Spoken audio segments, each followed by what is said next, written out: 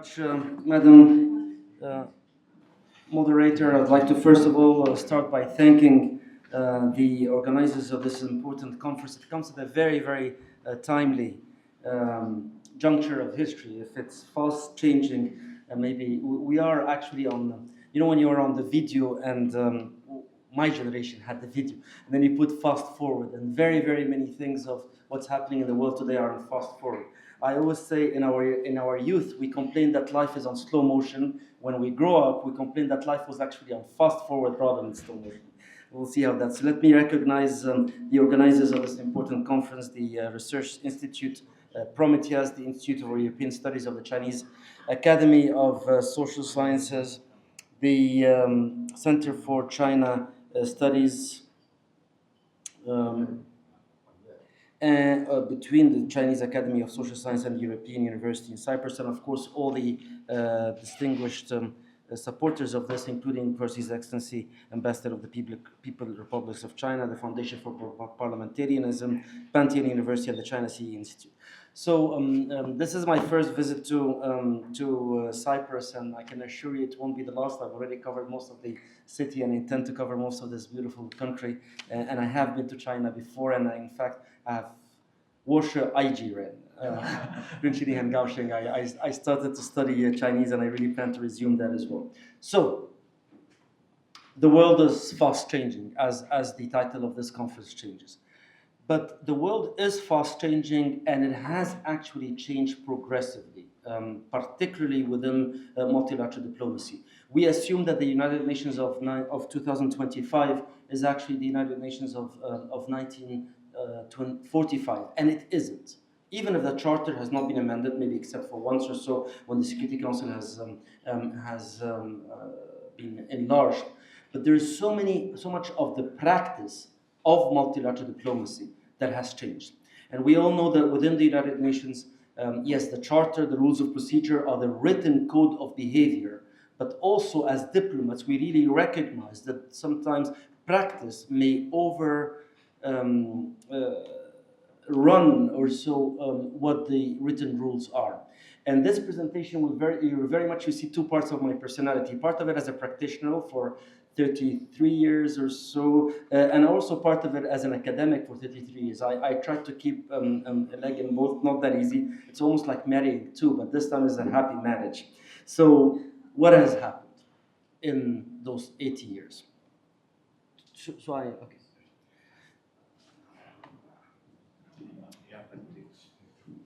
So there is an evolving multilateral diplomacy that has impacted in particular developing countries.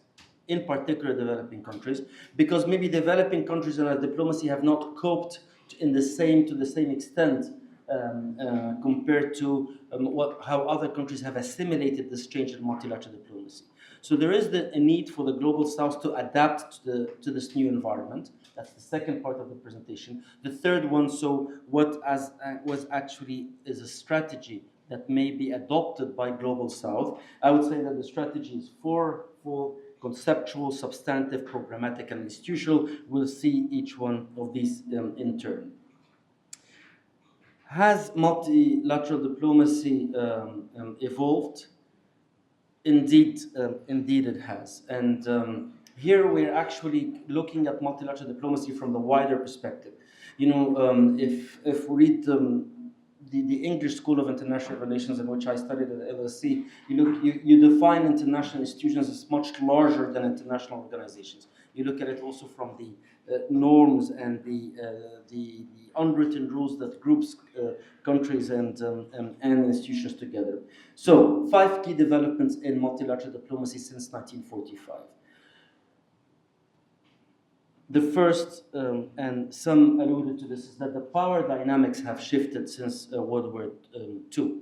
And the rising powers are seeking to influence the decision-making mechanism. Because the power structure in 1945, at the end of the Cold War, is no more the power structure of today. And maybe the first who realized this was probably Japan and Germany in the 1990s, when they became an aspiring states for a permanent seat of the African Union. But that power change has continued to the extent that newcomers have come in, and hence they have demanded, just I think very legitimately, for more place in decision making. The other development is that because of globalization, although in the last session we've just spoken that now we have a phase of deglobalization, because of globalization, you have new issues that have arisen on the agenda of international relations. What used to be low politics has become higher politics, and what used to be political has also incorporated technical. Now that means that the players, the actors on those technical and specialized issues have changed from the traditional diplomacy, which was the realm of the foreign ministry and maybe the foreign policy community. That has led to a rising and more expanding role of specialized agencies, but also of line ministries within each country. And are line ministries as equipped for negotiations as foreign ministries are? That is a question that is up to for us to discuss further. The third development is that because of those new issues, where even not only foreign ministries are not the main players and actors and house of expertise, but the state in general, the government in general, is not even the main player. You see new players arising, private sector, even academics, individuals, NGOs for sure. So here you have almost sharing the space and sharing the negotiating table with non-state actors.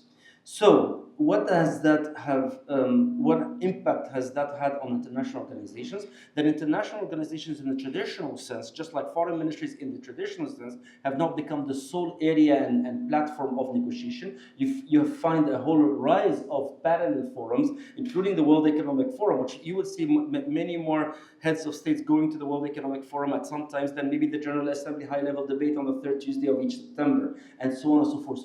This huge interplay between traditional international organizations and then a new forum have become actually an important evolution of multilateral diplomacy compared to what it used to be before. Has that impacted the Global South? It has.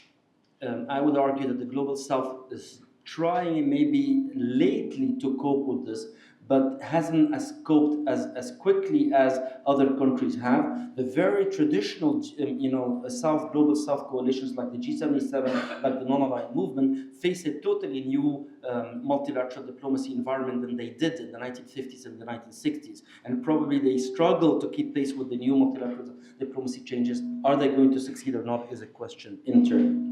Very good. So the conclusion of this first part is that there is a new multilateral diplomacy. Even if the UN looks the same on 42nd to 49th Street on First Avenue in New York, or the Palais des Nations looks the same, but the dynamics of multilateral diplomacy, despite the non-change of the charter, have changed, which means that the Global South is facing a new environment. So, what goals should developing countries of the Global South adopt to this new multilateral diplomacy? The Global South should recognize, and I think any well-equipped foreign ministry, that there are multi-layered rules of international organizations. What the Global South used to really focus on, and maybe all traditional diplomacy used to focus on, is the first function of international organizations, which is norm setting and rule making. But you then discover that there are so many multi-layered roles for these international organizations, including these multilateral organizations being forums of public diplomacy and knowledge repositories. It has nothing to do with creating rules and norms. It has to do a lot with the public diplomacy aspect. Again, a new dimension of diplomacy, and then a new dimension of international organizations as well. And then you realize that also international organizations, of course, have the convening power of what I call seats and chairs. So, if we group a few goals for the Global South within the first role of international organizations as norm setting and rule making, you find that, of course, you try to promote and defend the national interest in rule making, and here you try to participate in the decision making bodies. And that is why you would find that there is a need for the Global South to find its place on the table rather than being on the menu. It become on the table. For that matter, you would see the African Union, which I now represent, has finally become a full member of the G20, because there is a need to be on the table, including on these parallel and parallel fora. You also see that the decision-making structure of 1945 has cascaded onto different levels and maybe more fragmented levels. And here as well, you would feel that there is a need to balance that out. And maybe if you can't reform the structure at the top, you start to do it progressively from side decision-making levels. So if we speak that, yes, also international organizations have become, or actually are increasingly becoming knowledge repositories, then a major set of goals for the Global South, aside from the rulemaking and the norm setting, is basically to access that knowledge and information. You find that there's a need to actually promote the national experiences. There's a need to contribute to the secretariats and their international projects. There's a need for nation branding. And if I would argue that for mainly traditional diplomatic systems, when you look at a UN, you don't really think of this. You send delegates who can negotiate norm making and rule making, but you don't send marketeers that can actually feature your country within that set of activities related to public diplomacy and knowledge repositories. Something that the Global South needs to do much more efficiently and much more, I would say, aggressively in the good sense to cope up with the new role of international organizations.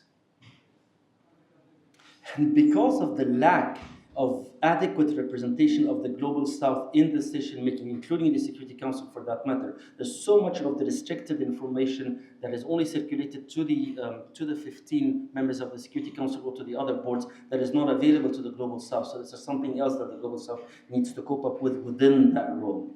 Promoting national experience, so to showcase best practices in international reports and public events, to promote successful national initiatives to strengthen credibility. Again, part of the nation branding that should happen within the and on the premises of international organizations.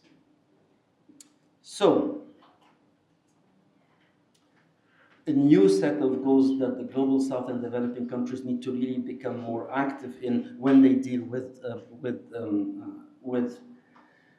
multilateral diplomacy as it has evolved. The third set of goals is related to the convening power of seats and chairs. You know, how many specialized agencies of the United Nations are stationed in the Global South? Where is the IOM? Geneva. Where is the IMO? London. Where is the UNWTO? Madrid. Where are most of the specialized agencies? Geneva. Where are the programs and funds? New York. And that is something that is going to change.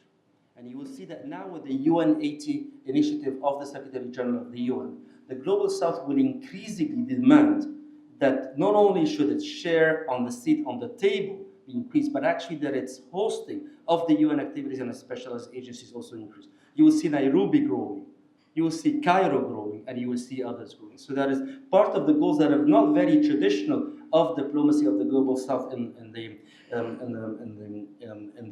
past, but would be growing, including the hosting of international conferences, including providing in-kind support and venues. So you would also see that because the Global South and each country of the Global South may not on its own have the power and the influence to actually sit on every table of decision making, you will see a growing appetite for assuming leadership negotiating positions. Something that, by the way, that the CARICOM and the Caribbean do very well. And I think there was the ambassador of Cuba not too long ago here. You see that to compensate for the lack maybe of relative weight in international decision making, you assume that leadership positions and on negotiating groups and also on decision making bodies, something that compensates for that. So can this be done on its own? The answer is no.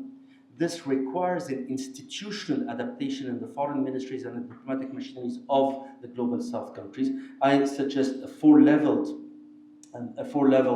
institutional and structural adaptation. I won't have time to cover them because I just received the notification that there are only 5 minutes left. I would say that they have to be, they have to be on the conceptual and doctrinal framework. They have to be on the substantive and contenting vision. They have to be on the administrative and institutional structure, and they have to be through programmatic activities. But maybe that's a title for a new session. Is the world changing?